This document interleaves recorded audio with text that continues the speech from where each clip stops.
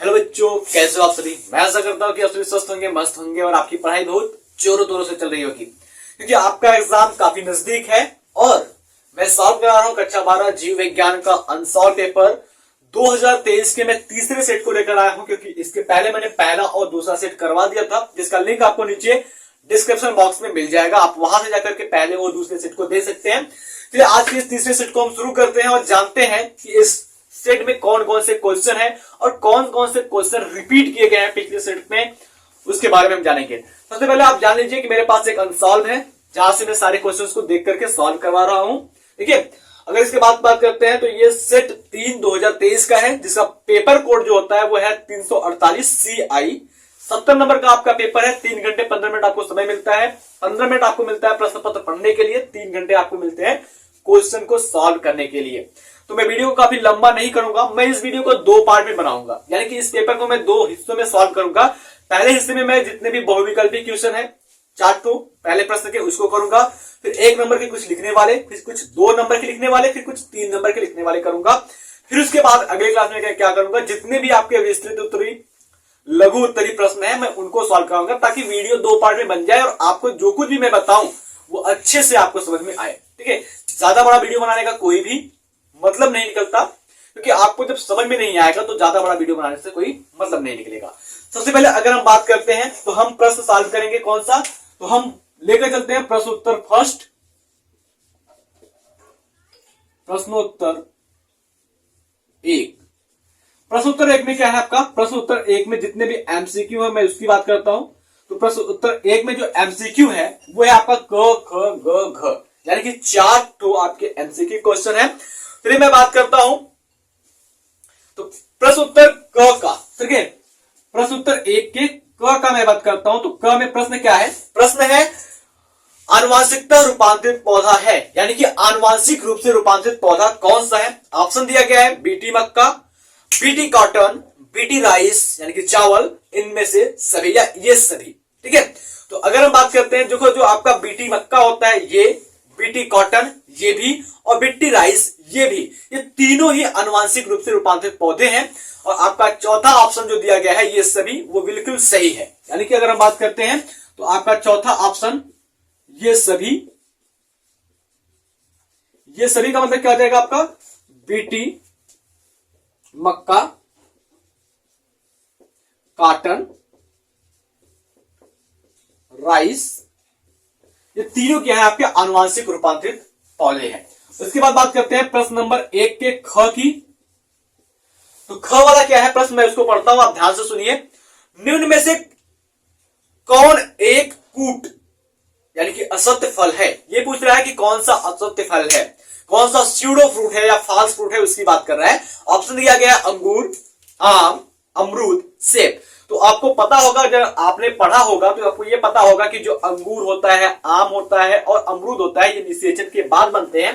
ठीक है, और जो आपका सेब होता है वो झूठा फल होता है, क्योंकि ये क्या होता है, बिना निषेचन के अंडाशय से विकसित न होकर के पुष्प के अन्य भागों से विकसित होता है। तो इसलिए आपका प्रश्न नंबर 1 के ख का जो उत्तर हो जाएगा वो चौथा नंबर हो जाएगा सेब। क्या है ये, सेब आपका कूट फल है, कूट यानी कि असत्य फल है। सेब क्या है भाई, असत्य फल है। उसके बाद बात करते हैं प्रश्न नंबर 1 के ग की।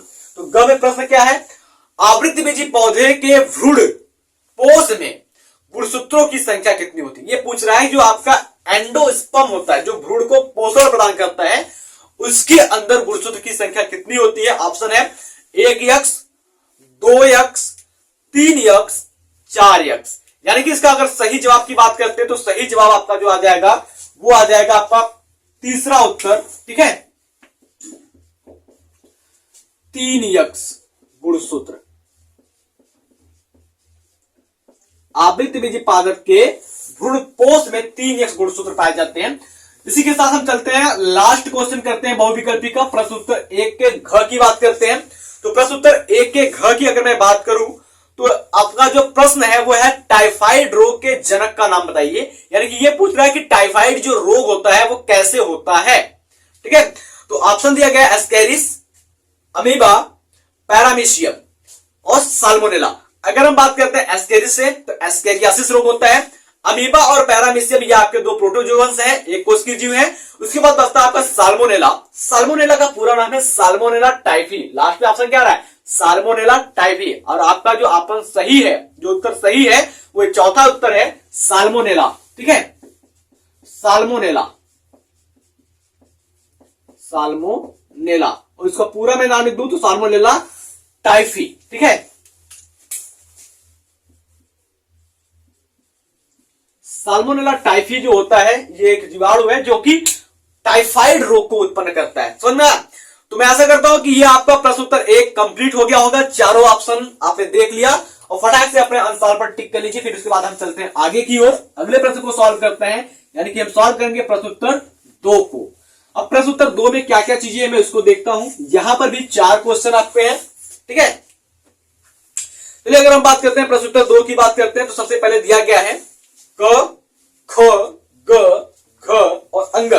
तो अब बात करते हैं यहां पर जो आपका क्वेश्चन नंबर घ है वो आपके सिलेबस से बाहर है। फिर भी मैं इसका आंसर बताऊंगा, एक शब्द का आंसर है। तो प्रश्न उत्तर 2 के हम क की बात करते हैं। ठीक है, दूसरे का क प्रश्न जो है वो पूछ रहा है कि पात्र निषेचन को संक्षेप में लिखिए। क्या ये पूछ रहा है? पात्र निषेचन।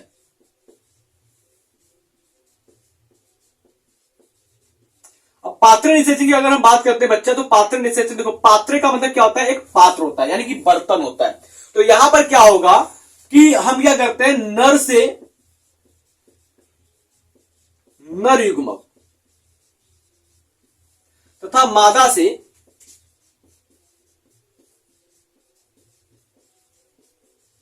मादा युग्मक को उनके शरीर से बाहर निकालकर उनके शरीर से बाहर निकालकर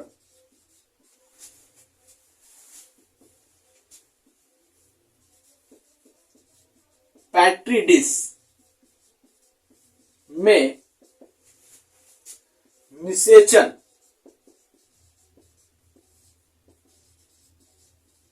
करवाना या कराना, ठीक है, पात्र निषेचन कहलाता है।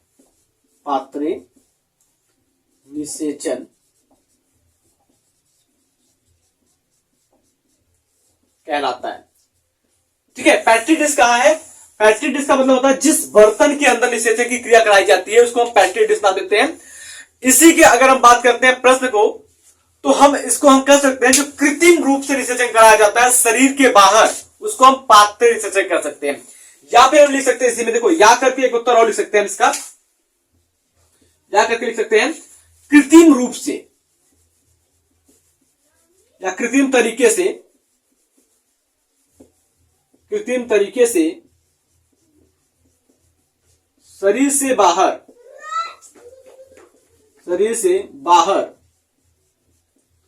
कराए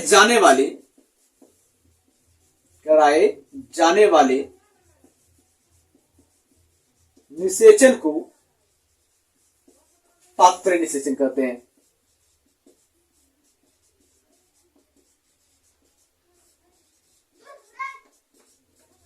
अब आपको जो अच्छा लगे आंसर उसको आप लिख लीजिए।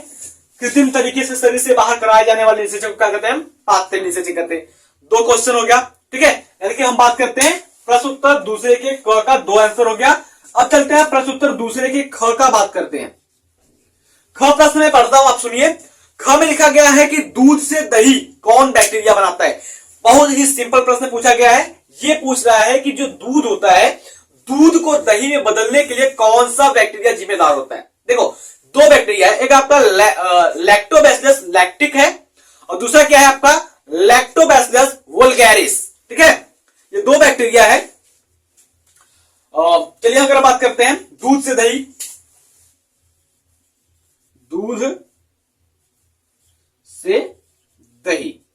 कौन बनाता है भैया? दूध से दही। तो आपने सुना होगा, आपने अगर पढ़ा होगा तो आपको मिला होगा LAB लैब, जिसको हम कहते हैं लैक्टिक एसिड बैक्टीरिया। ठीक है, पहले जान लीजिए आप, लैक्टिक एसिड बैक्टीरिया जो होते हैं वो दूध को दही में परिवर्तन करने का काम करते हैं। इसके अंदर यानी कि लैक्टिक एसिड बैक्टीरिया के अंदर जो आपका बैक्टीरिया आता है जो मुख्य रूप से दूध को दही में बदलता है वो क्या है, वो है लैक्टोबैसिलस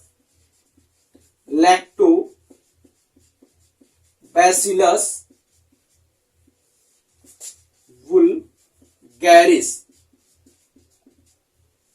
या हम कह सकते हैं लैक्टोबैसिलस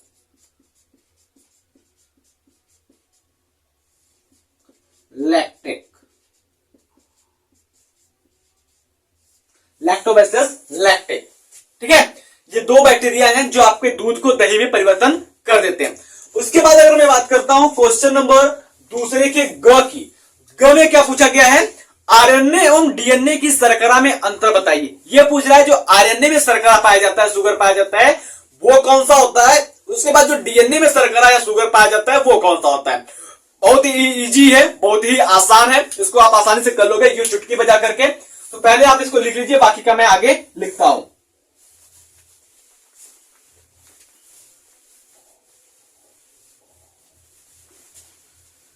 आपको बताना क्या है, डीएनए और आरएनए में अंतर, यानी कि उसके शर्करा में जो अंतर होता है वो बताना है। ठीक है, क्वेश्चन नंबर दूसरे का ग, आरएनए शर्करा, आरएनए शर्करा और डीएनए शर्करा की बात करता हूं मैं। सबसे पहले अगर आपको इसका फुल फॉर्म पता होगा तो आपको आसानी से पता चल जाएगा। देखिए, आरएनए शर्करा की बात करता हूं मैं, तो पहले आरएनए की फुल फॉर्म की बात करता हूं, ribose nucleic acid, nucleic acid. उसके बाद मैं इसकी बात करता हूं डीएनए की, तो ये क्या है, डीऑक्सी राइबोस न्यूक्लिक एसिड। देखिए ध्यान से देखिए, मैंने ब्लू कलर में जो लिखा हुआ है राइबोस और डीऑक्सी राइबोस, तो इसकी बात करते हैं। डीएनए और आरएनए में जो शर्करा में अंतर होता है वो ये होता है कि आरएनए में राइबोस शर्करा तथा डीएनए में डीऑक्सी राइबोस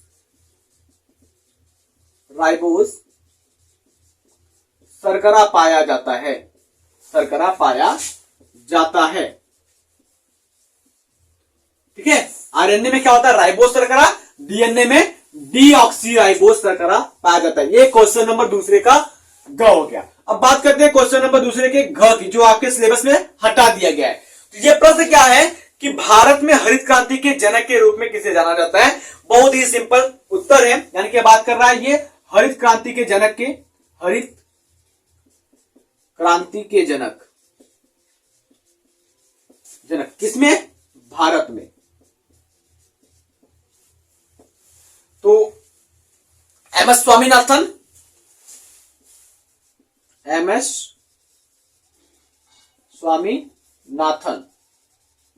को भारत का हरित क्रांति का जनक माना जाता है, भारत में हरित क्रांति का जनक माना जाता है। उसके बाद बात करते हैं क्वेश्चन नंबर दूसरे के अंग की।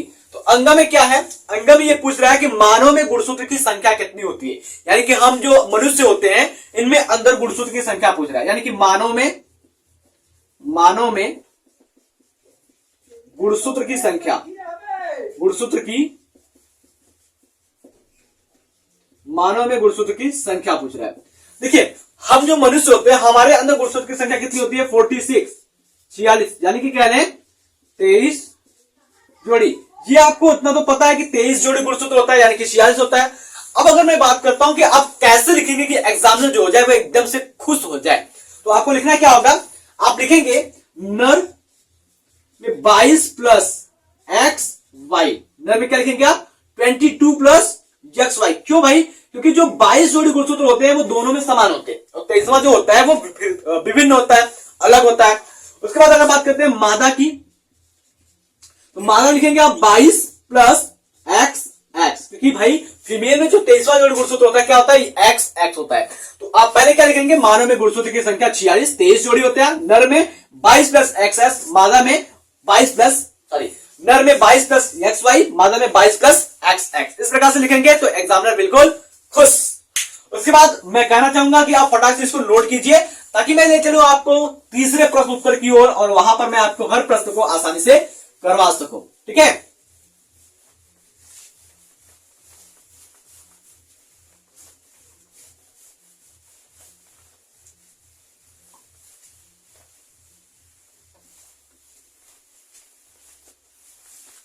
चलिए अब अगर हम बात करते हैं तीसरा प्रश्न क्या है, मानव शुक्राणु का नामांकित चित्र बनाइए। ज्यादा कुछ नहीं करना है आपको, केवल और केवल मेल के गैमेट का स्ट्रक्चर ड्रा करना है, मेल के स्पर्म का स्ट्रक्चर ड्रा करना है। यानी कि हम बात कर रहे हैं प्रश्न उत्तर तीसरे के क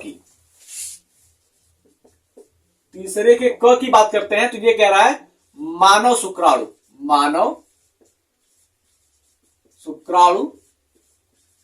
का चित्र। बहुत ही सिंपल है, आप लोग इसे बना सकते हैं। देखिए इस प्रकार से मानव शुक्राणु का जो चित्र होता है वो बनता है। रफली डायग्राम में बना रहा हूं, आप लोग अपने कॉपी पे बहुत बेहतरीन तरीके से बनाइएगा।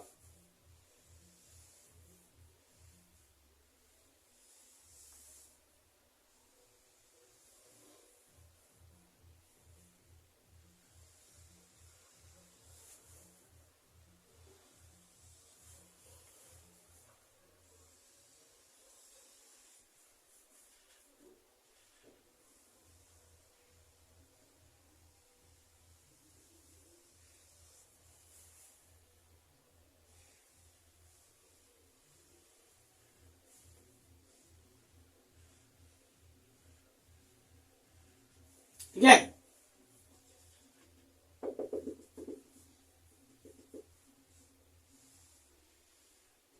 इस प्रकार से शुक्राणु का संरचना बनेगा। मैं नाम बता दूं, सबसे ऊपर जो होता है वो होता है एक्रोसोम। उसके बाद क्या आ जाता है आपका, ये केंद्रक आ जाता है। उसके बाद क्या हो जाता है, ये आपका, ये जो आपका सर्प के जैसा दिख रहा है, ये है आपका माइटोकांड्रिया।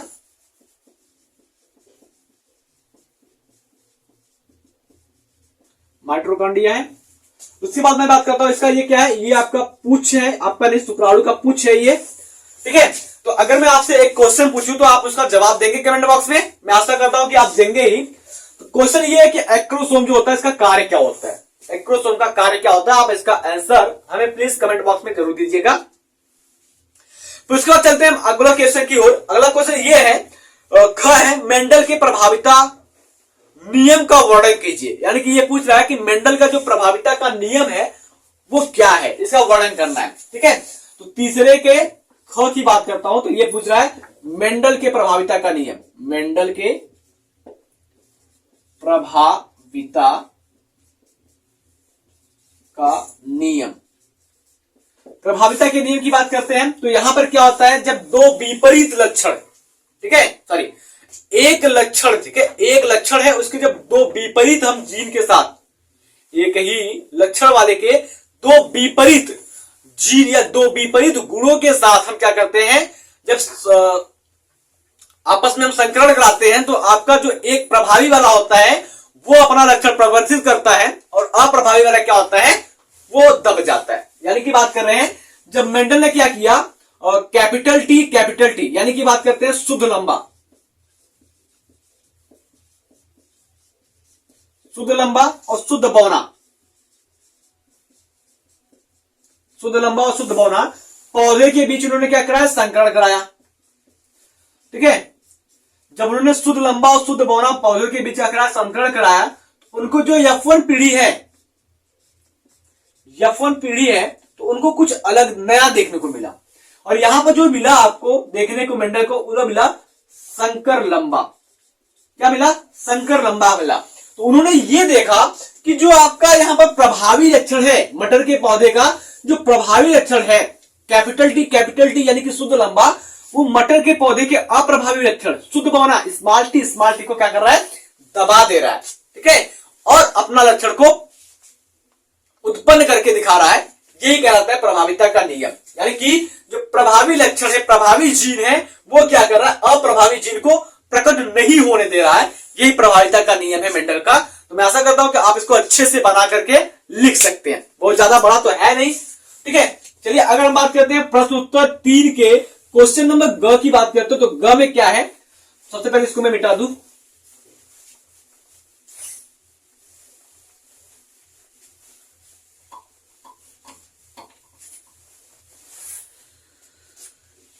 ग दिया गया है कि प्रोटीन संश्लेषण को प्रारंभ करने हेतु प्रारंभ कूट और प्रथम एमिनो अम्ल का नाम लिखिए। ये दो चीजें पूछ रहा है। पहला तो ये पूछ रहा है कि जो प्रोटीन संश्लेषण को प्रारंभ करने वाले कूट होते हैं ना, उस कूट का क्या नाम है, और दूसरा कह रहा है कि प्रथम एमिनो अम्ल का क्या नाम है। तो अगर हम बात कर रहे हैं जो प्रारंभन कूट होता है, प्रोटीन संश्लेषण का प्रारंभन कूट, यानी कि तीसरे के ग की बात कर रहा हूं मैं, प्रोटीन संश्लेषण प्रारंभ कूट की बात कर रहा है। तो प्रारंभ करने वाले कूट का जो नाम है वो है AUG तथा GUG। ठीक है, तो इसको हम लगातार पढ़ते हैं, AUG GUG। ये क्या होता है, आपके प्रोटीन संश्लेषण को प्रारंभ करता है। इसके बाद अगर हम बात करते हैं प्रथम एमिनो अम्ल की, प्रथम एमिनो अम्ल की बात करते हैं। देखिए, प्रथम एमिनो अम्ल की बात करते हैं तो प्रथम एमिनो अम्ल जो है वो आपका है फेनिल एलेनिन। क्या है, phenylalanine. Phenylalanine, phenylalanine, ये आपका क्या है, प्रथम एमिनो अम्ल है, जिसके वजह से क्या होता है, प्रोटीन का निर्माण होता है। और इसका प्रकूट मैं बताता हूं, तो इसमें कौन से प्रकूट है, जिसका प्रकूट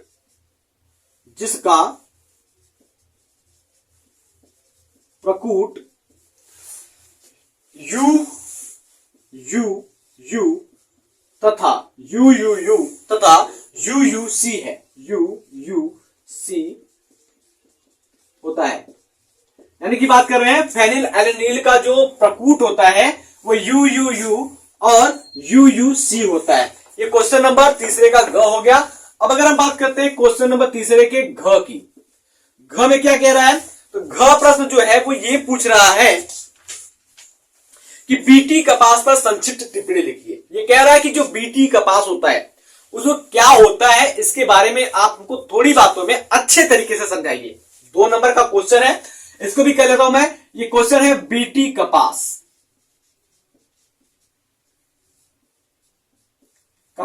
यानी कि रुई यहां से उत्पन्न होता है। तो अगर हम बीटी कपास की बात करते हैं तो इसमें सबसे पहले जो बीटी शब्द आया, इस शब्द की बात करते हैं। बीटी का मतलब होता है बैसिलस थुरिंजेसिस, और ये क्या होता है, एक रोग प्रतिरोधक जीवाणु है। ठीक है, जो पौधों के अंदर रोग उत्पन्न करने वाले कारक होते हैं उनके लिए जहर का काम करता है। यानी कि जो बैसिलस थुरिंजेसिस से प्रोटीन निकलता है वो रवेदार होता है और जहर का काम करता है कीड़क के लिए। ठीक है, कीड़ों के लिए। कौन से कीड़क, जो पौधों को नुकसान पहुंचाते हैं, फसलों को नुकसान पहुंचाते हैं, उनके लिए। लेकिन जिस फसल के अंदर ये बीटी उत्पन्न होता है उसको कोई भी नुकसान नहीं पहुंचाता है। अब अगर हम बात करते हैं बीटी कपास क्या है, तो इसके बारे में बात करते हैं। कृषि जैव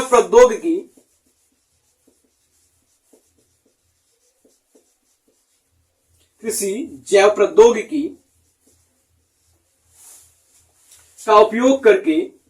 का उपयोग करके रोग प्रतिरोधक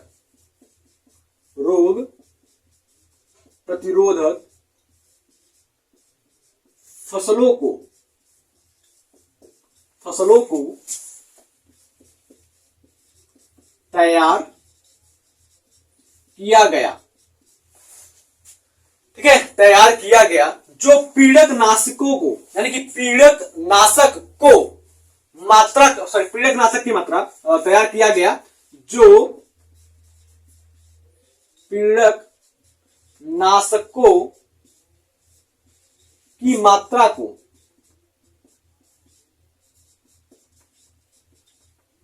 बढ़ाता है, पीड़क नाशकों की मात्रा को बढ़ाता है। समझ में आया? उदाहरण की बात करते हैं जिसमें देखो कृषि जैव प्रौद्योगिकी का उपयोग करके रोग प्रतिरोधक फसल में जैसे क्या बनाया गया, बीटी कपास, बीटी चावल, बीटी मक्का आदि को बनाया गया। ठीक है, इतना समझ में आया? तो मैं ऐसा करता हूं कि आपका जो क्वेश्चन नंबर 3 है उसका घ भी आपको अच्छे से समझ में आ गया होगा। क्वेश्चन नंबर 3 के अंग की बात करता हूं मैं। अंग में क्या है उसको पढ़ते हैं। देखो क्वेश्चन नंबर 3 के अंग की बात अगर मैं करता हूं तो क्वेश्चन नंबर 3 में जो अंग है वो ये पूछ रहा है सक्रिय एवं निष्क्रिय प्रतिरक्षा क्या है, यानी कि आपको दोनों का परिभाषा लिखना है। 2 नंबर का क्वेश्चन है, यानी कि 1 नंबर का सक्रिय प्रतिरक्षा और 1 नंबर का निष्क्रिय प्रतिरक्षा, दोनों का परिभाषा लिखना है। तो ये आज के क्लास का आखिरी क्वेश्चन होगा। इसके बाद में चौथे क्वेश्चन को, जिसमें आपका लगभग 3 क्वेश्चन करना है, 4 क्वेश्चन दिया है। 1 क्वेश्चन तो आपका कट गया सिलेबस से। 5वीं में 4 क्वेश्चन करना है, 6वीं में 4 क्वेश्चन करना है, 7वां 8वां 9वां इन सभी को मैं अगले क्लास में आपको समझाऊंगा। ठीक है, मैं अगर बात करता हूं यहां पर सक्रिय और निष्क्रिय प्रतिरक्षा की, यानी कि ये कह रहा है क्वेश्चन नंबर 3 का अंग, सक्रिय एवं निष्क्रिय प्रतिरक्षा। सक्रिय एवं निष्क्रिय प्रतिरक्षा बहुत ही बढ़िया प्रश्न है और सबसे सरल प्रश्न यही है, सक्रिय एवं निष्क्रिय प्रतिरक्षा क्या होता है। इसके बारे में आपको अच्छे से पता होना चाहिए क्योंकि मैंने आपको अच्छे से पढ़ाया भी था।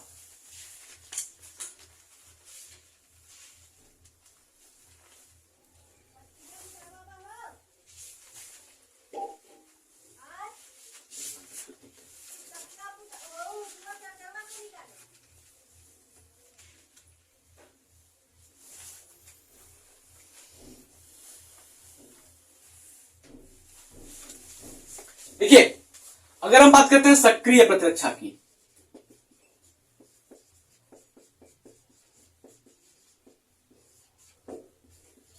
सक्रिय प्रतिरक्षा की बात करते हैं तो सक्रिय प्रतिरक्षा को हम प्राकृतिक प्रतिरक्षा या अविशिष्ट प्रतिरक्षा के नाम से भी जानते हैं। तो लिखेंगे हम इसे प्राकृतिक प्रतिरक्षा तथा अविशिष्ट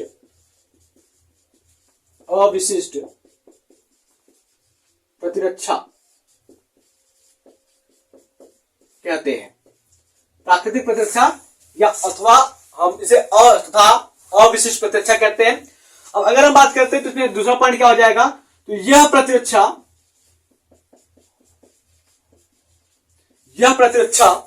जन्म के समय उपस्थित होता है, जन्म के समय उपस्थित होता है, जन्म के समय उपस्थित होता है। अगली बात करते हैं तो यह प्रतिरक्षा बाह्य कारकों को शरीर में प्रवेश करने से रोकती है। ठीक है, यह प्रतिरक्षा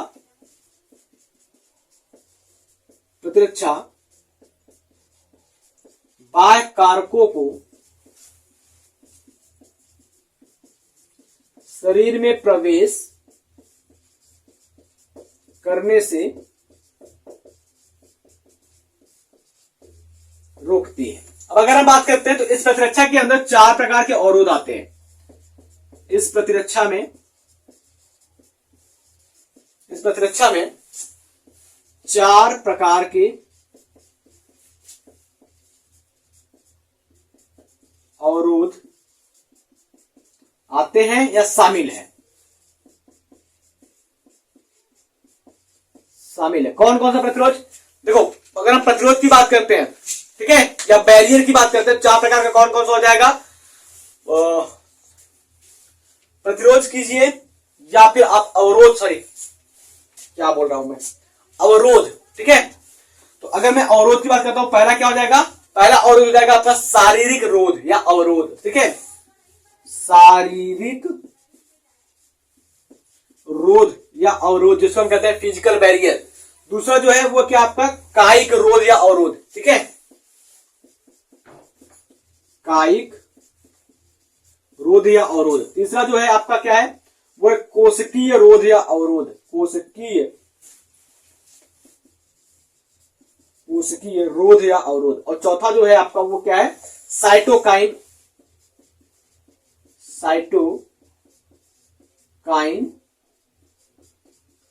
रोध। ये 4 प्रकार के अवरोध आते हैं आपके सक्रिय प्रतिरक्षा, जिसको हम सहज प्रतिरक्षा भी कहते हैं। इसको क्या कहते हैं हम सहज प्रतिरक्षा भी कहते हैं।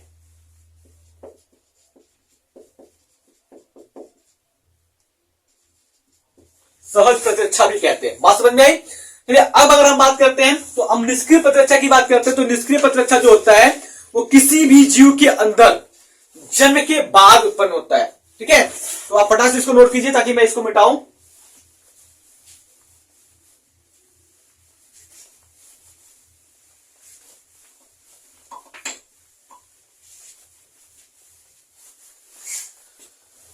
निष्क्रिय प्रतिरक्षा,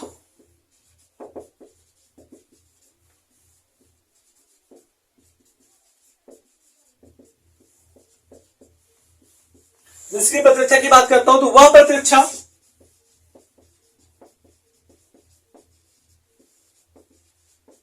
जो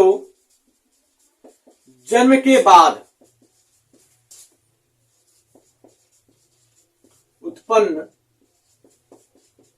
होता है, वह प्रतिरक्षा जो जन्म के बाद उत्पन्न होता है, या उपार्जित प्रतिरक्षा इसको कहते हैं, ठीक है।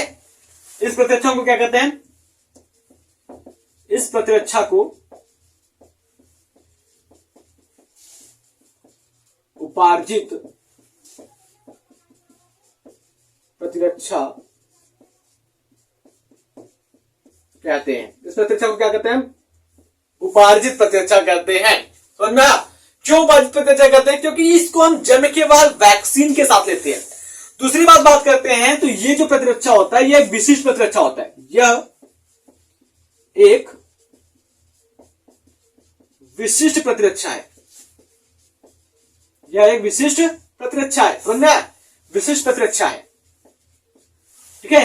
क्यों? क्योंकि ये किसी भी एक विशेष रोग के लिए काम करता है। जैसे अगर हम बात करते हैं तो आपने कोरोना का वैक्सीन लगाया है, तो कोरोना का जो वैक्सीन होता है वो कोरोना के अगेंस्ट हमारे शरीर में प्रतिरक्षा उत्पन्न करता है। टिटनेस का वैक्सीन लगाया है तो टिटनेस का जो वैक्सीन होता है वो टिटनेस के लिए ही प्रतिरक्षा उत्पन्न करेगा, न कि चेचक के लिए, ठीक है। उसके बाद अगर हम बात करते हैं तो इसके जो सबसे प्रमुख अभिलक्षण होती है क्या होती है? इसकी प्रमुख अभिलक्षण यानी कि खास बात जो होती है वो क्या होती है? स्मृति होती है। स्मृति होती है। क्या होती है? स्मृति।